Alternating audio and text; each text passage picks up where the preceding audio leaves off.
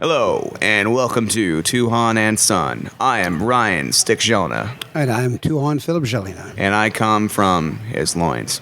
I always address that. It's kind of like, in case anyone forgot.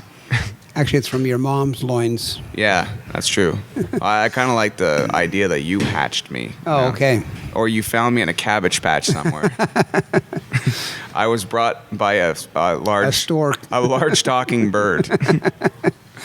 With a hat on, yeah. Yeah. All right, Dad. So Danny Inosanto is coming to our gym. What date?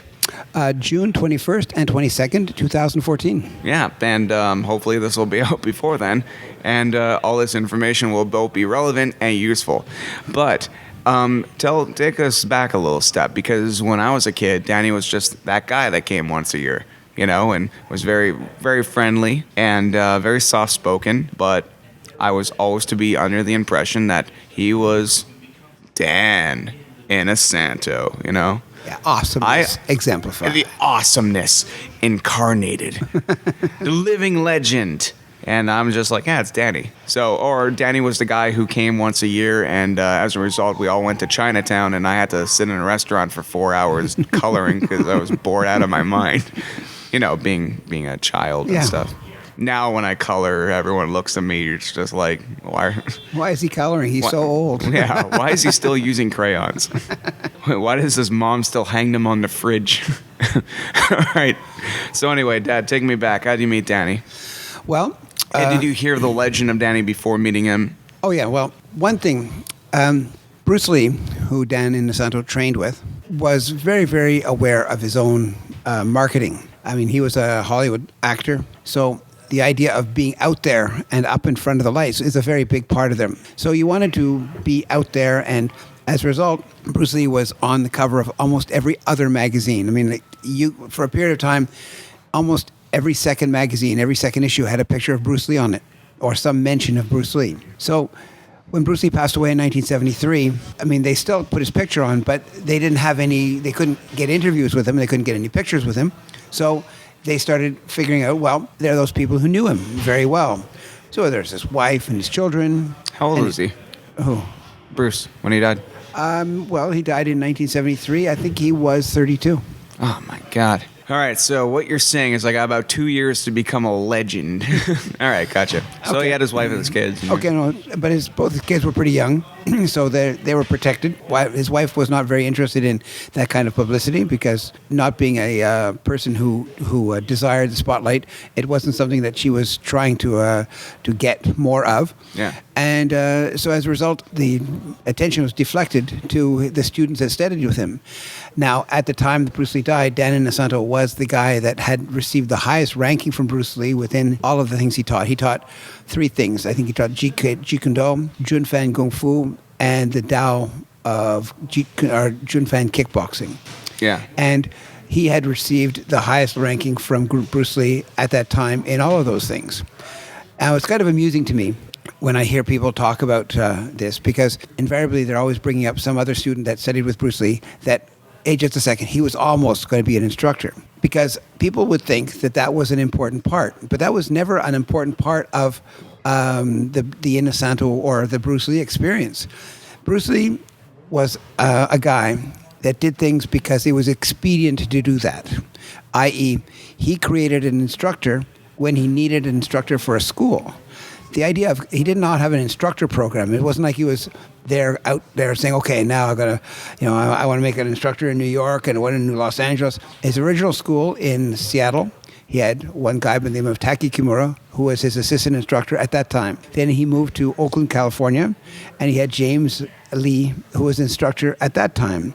Then he moved to California, further south of California, to Los Angeles, and Dan Inosanto became that person with whom he had an instructor relationship. So when Bruce Lee moved to Hong Kong, he did not open a school. So there was no need for him to have an instructor. And then when he passed away, it wasn't like there was a whole bunch of guys who were almost instructors, because it was actually a pretty thankless task. I mean, here you are. What does he want you to do? Well, basically give up your life and teach for him all the time. Now, in a situation like that, that's really, to people who are martial artists, that's not a big deal. I mean, a lot of people give up their lives to pursue things. But, Dan Inosanto also had a full-time job as a teacher, and he had a wife and children.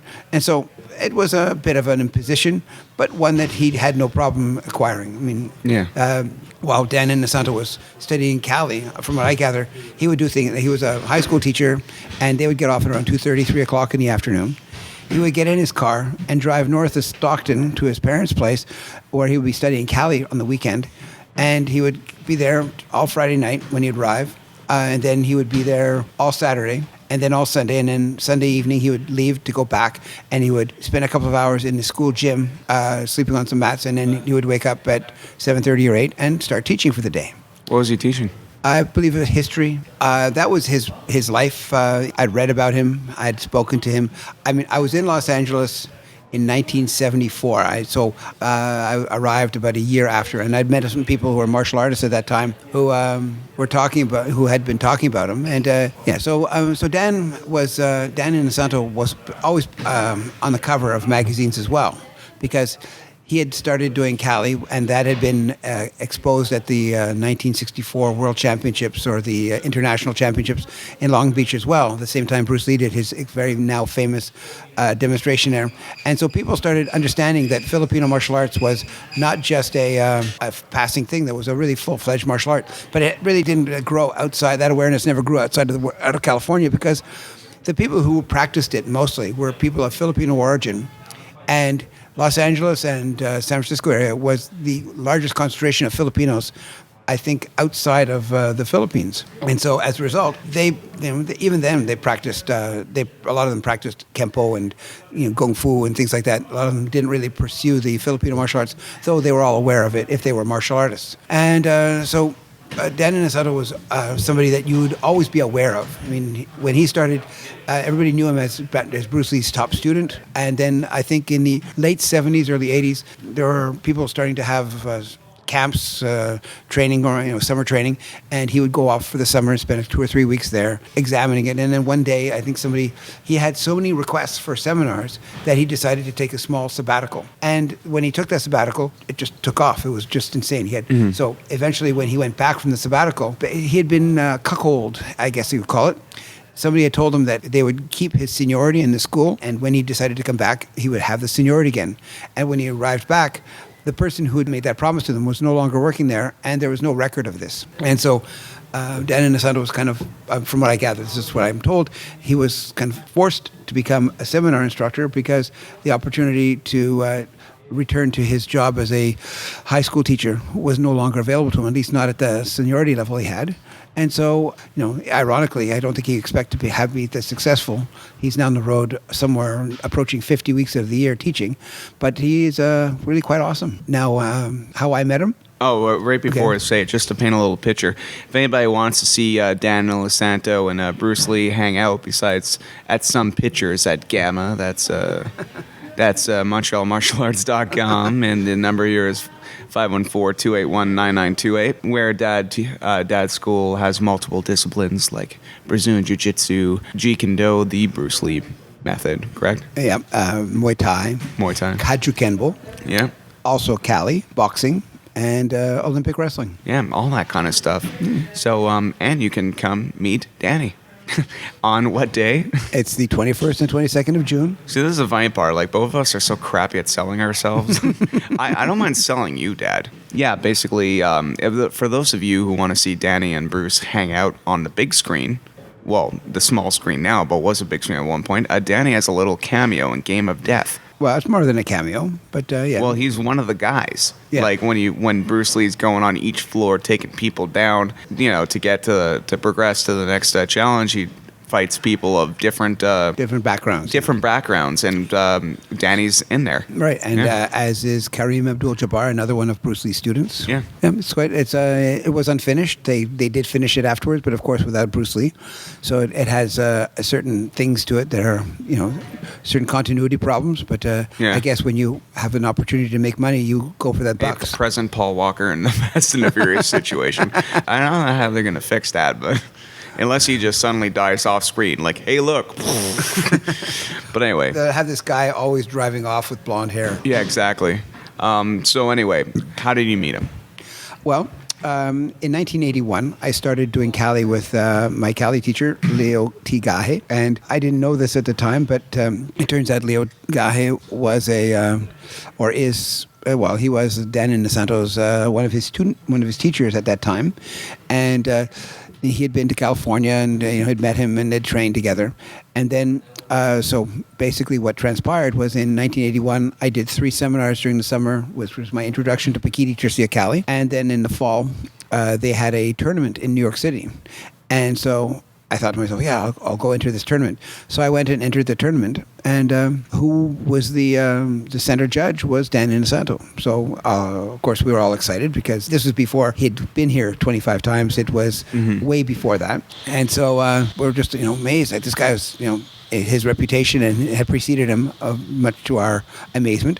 And I have a picture of him presenting me with a trophy that I won that day. So everything was... we're going to put that up. Okay. That's going to be, everything on YouTube we do. Each episode has a picture or something. Okay. That's it. All right. So start looking for it now. Oh, it's over there. Okay, good. It's on the wall. Take a picture of it with your phone. Yeah. Anyway, so I met him then. Everything was, you're trying to get ready for a tournament. So it wasn't like you were going to say, so what you doing later? You can't do things like that. So it was basically Remember that time that you trained with Bruce Lee? That was awesome. Yeah, exactly. Yeah. Who wants to be that person? Anyway, so I do. And then I left. And then the next year we did more training on my own. Didn't think anything of it. And then in December of 1982, I went down to Texas to take a 1-week seminar training, and Dan Inosanto was one of the instructors there. So I spoke to him again, got to know him a little bit better. He was a very shy person, so he's not like one of those guys, everybody gets to be their biggest and best buddy.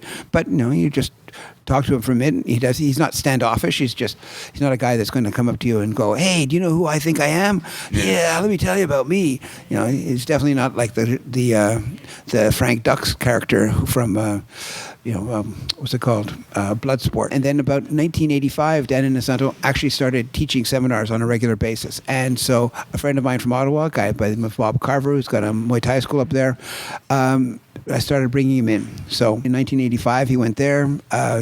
He went a couple more times. I went down to California to visit some friends of mine down there. And then he was a student of Dan Inosanto's, and I went down and trained at the academy. And then he went to a couple of week-long seminars or week-long camps that I did in Nashville with my Cali teacher. So we just kept running across each other time and time again. And then, fill it in. Not just this happened. Like when you're doing it, were you ever like the first time you ever? It's like, all right, this is how you do this, and you're just like, oh man, don't screw up. I hope he thinks I'm cool. I suppose there's a little bit of humanity in this. Yeah, well, I suppose there's that part always going to be there, no matter what, because you want to put on a good impression, no matter what you're doing. Yeah. But I will say that I wasn't preoccupied with that, though I probably was, because who knows what I was like. I just know that I was there. Anyway, so I got to be relatively good friends with him. Around that time, he married his present wife, Paula, and while in one of those seminars in Nashville, I was talking to her, and she was mentioning that she and Guru Dan would be training after class at home because he wanted to bring her skill level up to a better height, and didn't want to do it in the class. And so they would train at night after they got home. But the apartments in that area of Los Angeles near Playa del Rey and Marina del Rey were so. If you started hitting things whap, whap, whap in the middle of the night, people would complain in the morning, and so that's what they did. And so she was going, well, this is, it's really bad because we need to train. And so I said, well, guess what? I have a friend of mine who is in Los Angeles who has built an apartment at the bottom of his house and is looking for a client. Because when I went there, a little bit of backstory. When I went down to Los Angeles the first time, I think it was 86 or 87, my friend Bob Reich had invited me there. And he said, he had a family with like 5 kids, and he said, look, come on down. We got plenty of room. And, being invited to California is not something that you get often. So, we all bought tickets and got in a plane. And Woo-wee, we're going to Hollywood. Yeah, we're going to Hollywood. Yeah. Anyway, so we got there. And it was... Let's go swim in the cement pond. Yeah, exactly. But anyway, so Well, we were in Los Angeles. He said, yeah, you can stay in my basement. Now, you have to understand, it was actually kind of amusing because, when he said we'll stay in the basement, the basement is what? It's the lowest level of the house when you think of it. But in Canada, you're thinking when you stay in your basement, that means like when you're staying in someone's basement, it's like that's that room with like windows that measure like 1 foot by 2 feet. There's two of them in one corner, and there's a door and there's a garage. And you're projecting about what it's going to be like, and it's really not that pleasant. You're going, oh gosh, and like, oh, maybe we should stay in a hotel. And I said, no, we said we'd stay with them. So anyway, we get there, and we find ourselves rather amused by our preconceptions of the situation. Bob owned a house on the high side of a hill in Playa del Rey. Playa del Rey is a very nice place that a lot of the houses overlook the ocean, because all the houses that used to overlook the ocean were destroyed by the Los Angeles airport, extended its runways, and they bought all the houses leading out over the ocean. And plus half of Playa del Rey. So the part of Playa del Rey that was left was a slightly hilly part, which would have been hard for them to build runways on, and Bob's house was on it. And it was really kind of amazing because we get to the house and we realize this isn't the basement. This is just the lowest level of 3 levels on this guy's house that he's made himself. Yeah. It's an apartment-sized place. It has a sitting room, dining room, kitchen, bedroom, and a little bathroom area. So it's about a 2-bedroom apartment. He's built a 40-foot by 20-foot redwood deck on the outside of this so you go out the doors and you're looking out over the Pacific Ocean. It was like jaw-droppingly awesome. And anyway, so this is the place that I told Paula Inosanto about. So did they have a preconceived notion, or is it less like you want us to go into a basement? No, because I didn't tell them about that. Yeah. I tried building it up a bit more. And I said, look, I've got this friend of mine who's actually got an apartment built, and he's looking to rent it out. And I think he would be pleased as punch to be able to rent it to somebody like you, because, not only that, he's actually one of your students. And this is just amazing. This is a coincidence that I'm meeting you here, and I happen to know about this situation, and you're looking for the situation to improve. And so they went there. It went back and forth for a minute or two, and then they became Bob's tenants. And they were there for about 3 years. So as a result, I don't know why, but Dan sort of thought that I don't know if he thought he owed me something, but it was, I guess, because I did something like that for him, he, felt like there was he didn't become more friendly to me, because he was always friendly. Anyway, so they were renting the place, and, when I'd go to Los Angeles, they were always away every weekend. I'd show up, and, Paula would have a pass ready for me to be there. I'd tell her, I'm coming down, and I'd be given a pass. I could train as often and whenever at the academy I wanted to. It was just like this thing. I wasn't there for very long. It wasn't like I was there. And this coincided around the same time that I was reconnecting with my friends, my friend Eric Knaus, who I'd met years before when I started doing Cali in New York. Yeah. He became top dog of the Dog Brothers, and so the Dog Brothers basic sparring fighting would take place at the Academy on Wednesday nights after midnight crowd, they called it, but it wasn't midnight, it was around 10 o'clock. And it was really amazing because, all these things were crossing lines. The lines were crossing, the connections were being made. It was, and then in 1990, Dan asked me if I would be interested in joining his Instructors Association. I actually said no at the beginning. Not that I didn't want to do it, but I'm one of those guys who believes that if you just jump in, just because somebody makes you an offer, may be the best thing to do, but you have to realize that there are other people in this equation. If I alienate my instructors up to that point, like if my Cali instructor, who had been with me for 7 or 8 years by that time, thought it wasn't such a great idea, well, I would be less inclined to do it. Mm-hmm. So I just said, well, I will get back to you. And I checked with the people who would have been negatively affected if they didn't want it to be. And they all said, fine, no, it's fine, no problem at all. They all thought Guru Dan was just like the best guy anyway. And so I accepted, and so I think in 1990 or 91, I received my first certification as a apprentice instructor. there's 5 levels of apprentice instructor, 5 levels of associate instructor, and then full instructor. And so in 1990, I received paperwork for the CLAT portion of that. When I spoke to them later, they were saying, "Is that okay?" And I said, well, "Actually, when you go to a Dan Inosanto seminar, they don't split it out and say, okay, anybody taking CLAT do this part, anybody taking Cali do this part, anybody doing JKD do this part."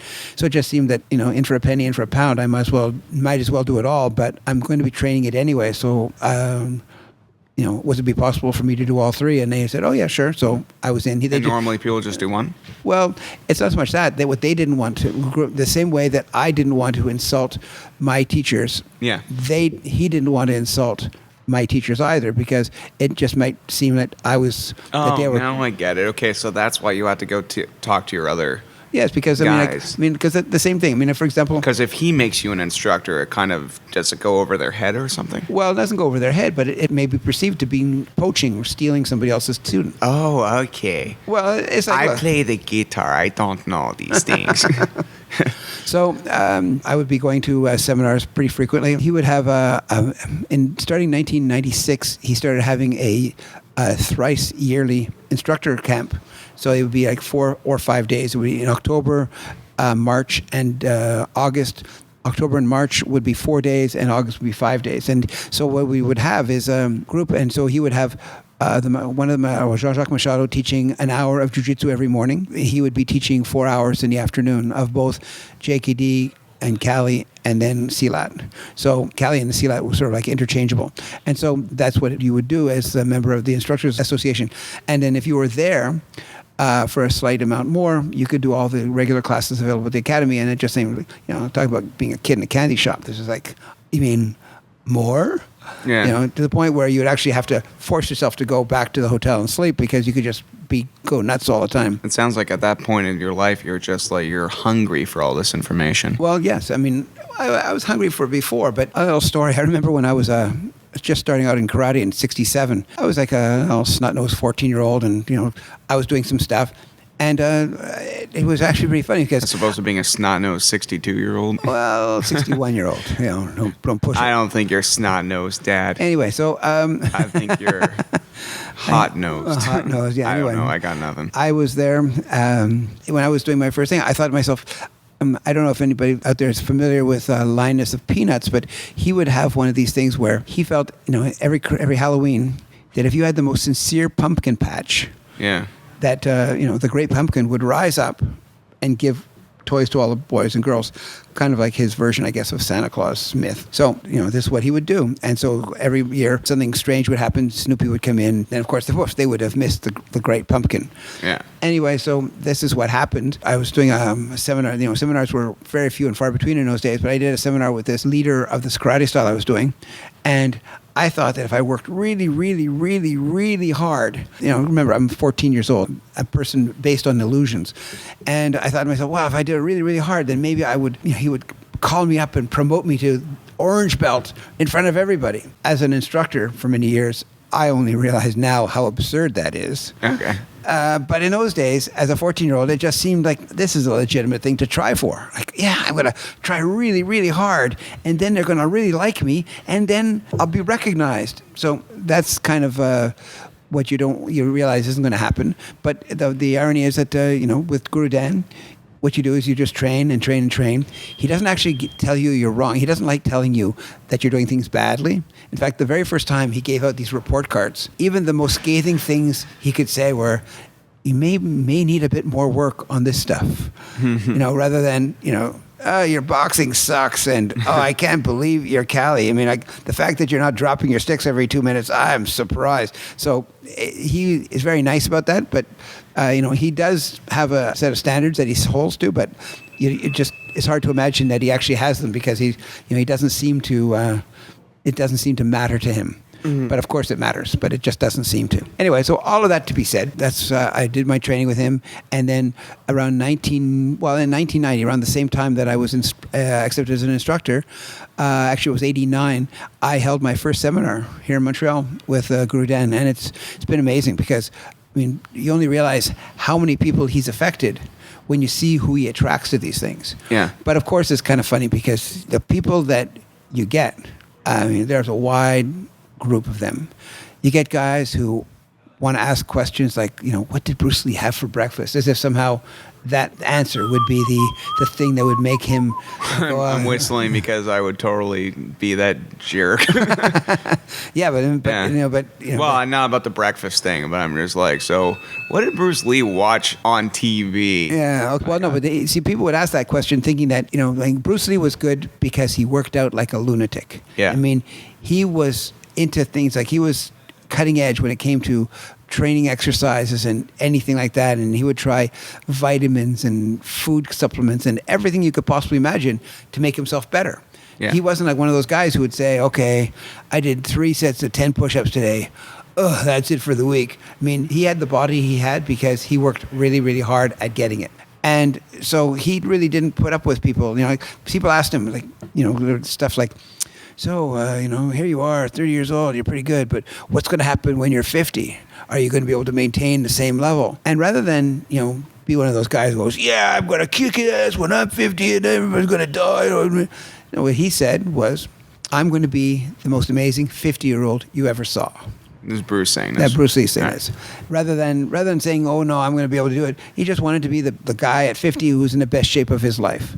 Not, oh, yeah, I'm going to let it die. Because, nowadays, people maintain their training for a lot longer. I mean, like a lot of elite level athletes continue to train long into their, they finish their careers and they keep on going because staying healthy is a good way of staying alive. But in the old days, as soon as you stopped training, you would start drinking. Mm-hmm. And I mean, I think that was there's an old thing about like hockey players. As soon as they stopped playing hockey, it would be like that's what they would do. They would just like fall into ruin. Yeah. Because a lot of these guys, they would be training hard, but training not very intelligently. So they would train like crazy people from September through to March or April when their season was over. But during the summer, they just let themselves go. Nowadays, people know that the better shape you're in, the more easy it is to get, and you have a longer career. You have all these things happening, and that's one of those things that generally more health conscious. And Grudin is amazing. He's He's got this Yoda thing going on. It's kind of funny because sometimes you see him walking off the mat, and he kind of looks like he's old until he starts to move, and all of a sudden you go, oh my God. And then, then he stops moving, and then he kind of goes, oh yeah, and then he kind of totters off as if there's, and I laugh only because I find myself doing the same thing. Yeah. I'll be doing stuff, not that I'm amazing, but more like things are feeling all right. I'm feeling okay. I'm fluid. Everything's moving nicely. And then I drop a stick down on the ground. I bend over to pick it up, and my back goes, I'm like, oh wow. But when you're in the middle of the former, you're in the zone. Nothing hurts, and this is what it is. Yeah. And then as soon as the form's done, it's like, ow. Exactly. Yeah. That's what I was saying. I was saying to you about. I played this gig last week, and at Club Soda. I haven't played Club Soda since I was 15, and boy, did I wish I had my 15-year-old energy.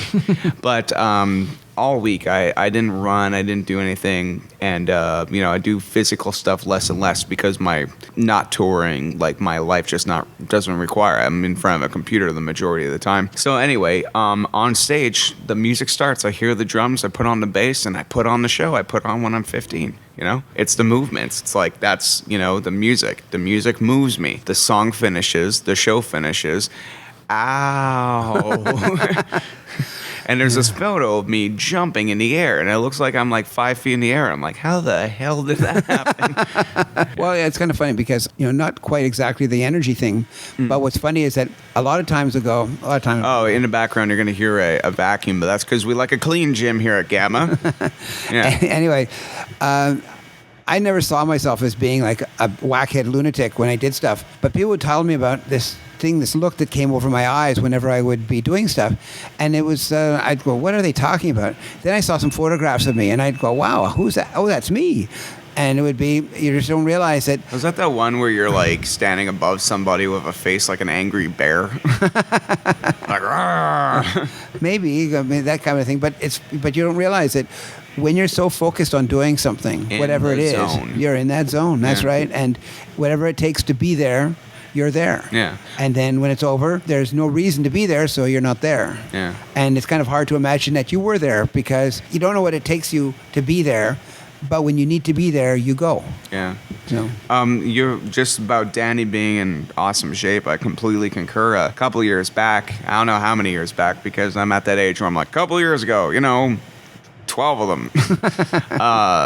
Dan Inosanto came with Eric Paulson, and we went into the hotel room, and Eric Paulson, being the natural joker he is, the first thing he does is hides behind the curtain when we walk in for absolutely no reason. But we're just in the hotel room, and he keeps suplexing Danny onto the bed. and Danny and him are kind of like a natural comedic duo, where Eric's the obnoxious one and Danny's like, okay, all right. And he just kept suplexing him. I'm like, Dad, is he going to hurt him? And you're like, oh, Danny is in incredible shape. Don't worry about it. Yeah. Yeah, no. And didn't he do the same thing with you? Probably, but I was like 15, and Danny wasn't 15. Actually, so. there was a time when earlier than that, just with you, that Eric was there, and he suplexed you on the bed, and I think you said, "Here I am, just a young, frail child, and you, a Shuto world champion, feeling the need to abuse a young boy." Something along the lines. Like, oh, and of course, how do you do anything other than disarm in that level? You're like, Yeah.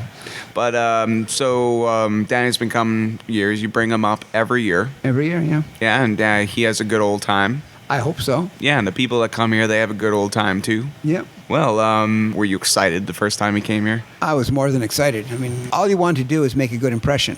Yeah. Because it's somebody who for so long you've been in awe of. I mean, when you meet him, it's like you can be in awe of somebody when you haven't met them, but when you're in awe of somebody when you have met them, that makes the experience even more. Yeah. Because he, everything he does. I mean, like you just can't imagine anybody as humble, because when you've met people from that milieu, invariably you're going to run into people who go, "Hey, you go and pick me up a filet mignon, and a big fast about it, okay?" That type of thing. And Danny's like a rock star of the martial arts community, like right. of a Rolling Stone proportion, like just a rock star.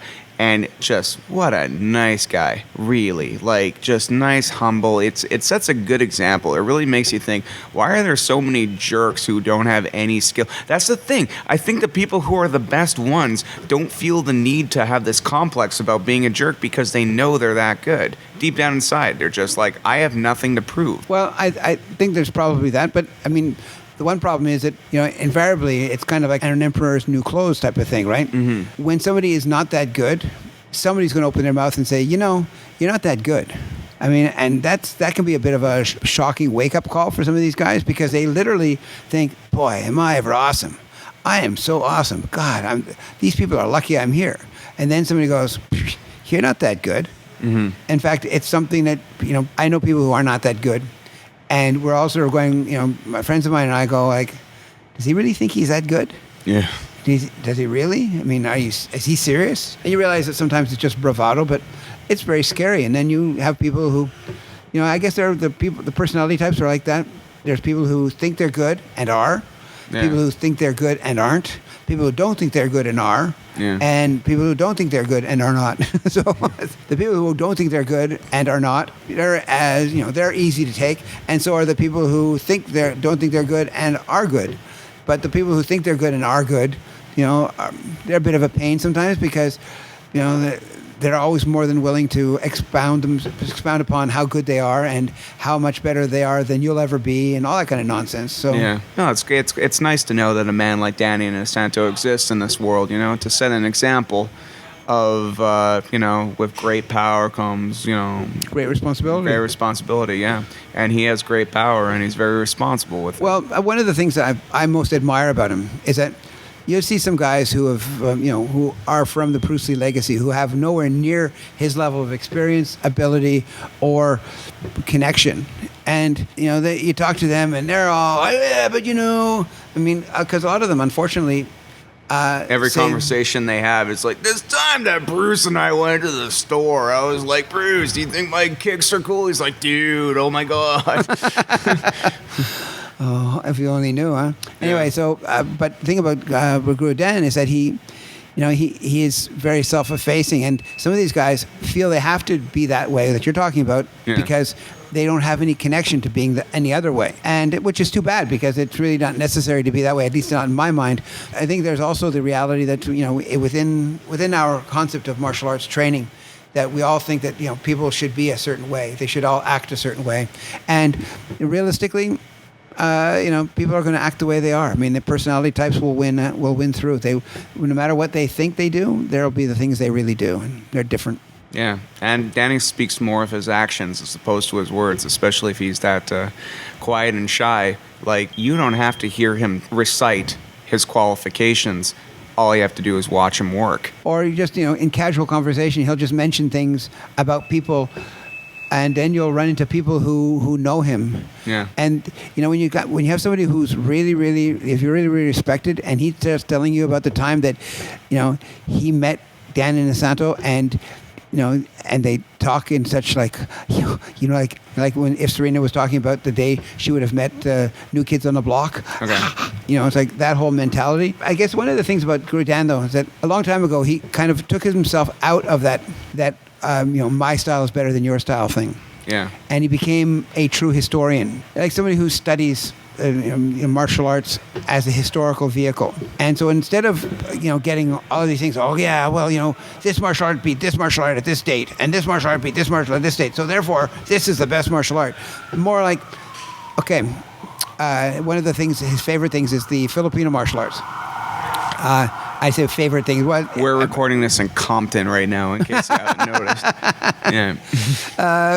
Anyway, so he, as a result of that stuff he did, because he studied a lot of Filipino martial arts. So he's had about 27 or 28 instructors so far.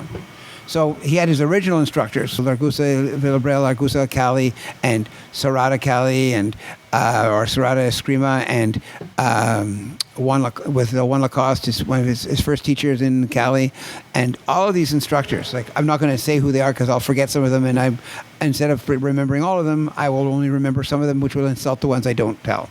But he said all of these instructors, and even to this day, he's still studying. If he finds something new to study, he will study it, and he'll pursue it and keep on studying it. And then the way he reviews it is by teaching it in a seminar.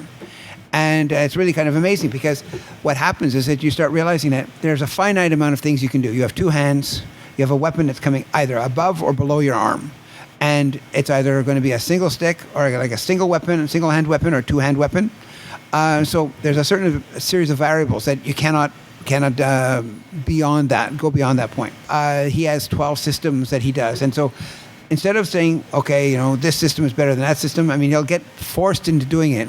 People will say, could you say something nice about my system? And so he'll try and say something nice and pablum-like about the system. But really, what he's interested in is saying, okay, all of empty hand disarming is like this. So this is what I found out about empty hand disarming. And so he'll show you all the empty hand disarming things. And he'll create a striking flow, like what we call an abecedario, which is just a record of movement. And he'll say all of the things he's done, and he'll create a system that will kind of overlap, and he'll cover all of the angles that he'll find in any of those systems. And so with Guru Dan, what you'll do is he'll say, have you seen this one? Because everybody wants to show Dan Inosanto something that he's not seen. Because as soon as they show him something that he's not seen, then that will mean that they taught him something, because then he's seen it. Mm. And so the reality about that is that he's seen most everything. I mean, even if it's done well or not well, he's seen it, because there are not that many things you can do. You have your left hand, your right hand, back, forth, up, down. Yeah. How many options is that going to be? He's been studying since the 60s. That's approaching over 50 years that he's been doing the Filipino martial arts. Yeah. I mean, I don't know when exactly he did. I think he started doing it when he started doing Kempo with Ed Parker. I don't know when that was. It could have been late 50s, early 60s. So we're in 2014. He's jammed with the greats, Well, he's been doing it for so long. I mean, he started doing judo when he was in before his teens. So he's been doing it forever. For that reason only, it's he's got all of this information, and he just keeps doing it. So everything he does becomes like this overlap. And so even though it becomes something, one of the things that you start doing, you start realizing that, hey, this stuff is there, but you don't have to. He doesn't ask you to like everything he does. In fact, one of the things I gave myself permission a few years ago was I am not obliged to like everything he does. And I know this sounds like a pretty big of a cop-out, but really it's important because it's kind of like if you go to a buffet. I mean, he says that martial arts is very similar to going to a buffet. You choose to eat what you want to eat. He said, yeah, but you don't have to eat the stuff you don't like just because it's a buffet. Mm-hmm. There are some things that I don't like. And I don't need to know, or I'd give a reason, like a really, really solid, why don't you like that? Because it kills young children in Africa. I mean, it's not like that. It's because I don't like it. And because, there's some music I don't like. Doesn't mean that it's not good. It means that I don't like it. Yeah. So I don't have to listen to it. There's a ton of music that I don't listen to. I don't sit around with a sign on it going, ban this music, it's horrible. It's just that I don't like it. I will train harder with the material that I do like than I will with that stuff I don't like. And so for that reason only, but I mean, what I love about, all the stuff that I've got from Guru Dan, it's like this encyclopedia, because a lot of people will show you stuff that they think is really important, and then they'll hide stuff that they think is less, or they'll show you stuff that's important, or they'll hide it based on its importance. But sometimes, if you can see how a system works, you can kind of triangulate the answers. Like, for example, if you say, okay, we can go here, go here. So if you know where every room in a house is, and they won't show you where that room is, or they won't talk to you about the room. Like if you go into a sitting room and you go into the kitchen and you go to take a step, you go down a hallway for 30 feet before you get to the kitchen, you kind of figure out that there's something between the kitchen and the sitting room. Mm. And if they don't let you in there, you'd say, well, there's a room in there. How did you know? Yeah. Well, because there's 30 feet, I go down this hallway and I go into the kitchen and there's a wall there, and there's a wall in the sitting room, and between the two, there is nothing. So therefore, if there's nothing there, there's a room there. Yeah. Or either that or it's a solid thing. But at least I know there's something there. It's not that there's nothing there. And so that's the idea. Once you know where everything is, or most everything is, you can kind of come up with understandings of how things would be. And you start being able to come up with your own conclusions, because that's really the idea of thought or education, is to somehow come up with not so much... There's a difference between mimic and true understanding. Yeah. I don't know if I've ever found that. I find myself to be a mimic most of the time, but sometimes it brings forth some kind of original thought. Mm-hmm. Well, no, you can mimic, but there's absolute comprehension. Like when you're moving, you understand why you're moving, as opposed to, well, the textbook told me to. Right. I suspect that a lot of classical music is like that. Yeah. Because there's very few new classical works classical compositions like the Beethovens and the Brahms and the Bachs. That era of time, from like the late 1600s to the middle 1800s. Of course, there's still newer things that come out, but they're so rare and few and far between compared to the older days that they'll do it. But as you say, it's difficult because people have to come up with a new medium of expression, and because they come up with a new medium of expression, it's going to maybe they'll come up with new musical instruments or whatever. I mean, one of the things that was most telling to me about music, I saw this thing on YouTube, and it was a woman from the Orient, and she was playing this multi-stringed instrument. It looked like like an upside-down boat, but instead of wood on the bottom of the boat, had these strings. And she was playing Jimi Hendrix All Along the Watchtower, exactly, without the voice. Yeah. Like all that stuff. It was amazing because it just gave you this whole sense of, hey, people can interpret anything differently. And it gives you that thing. So that's one of the gifts I would say I received from Guru Dan, because it was what he's enabled me to do. And he doesn't take it personally if you don't do it. Mm-hmm. He doesn't sit there and go, oh, man, you bring shame on this dojo. Yeah, exactly. He gave you room to be an individual. Yeah. Yeah. That's nice. So before we leave off, is there any funny, non-embarrassing on his part, Danny stories? Like, I don't know. What I'm assuming is, was there any amusing times when somebody totally fanboyed out on him? Well, I mean, people fanboy out on him a lot. So I'm sure a lot of people have a lot of ideas. I mean, it's kind of funny because there are times when, you were talking about Eric Paulson before. Eric Paulson used to do some perpetually arrive late at the airport.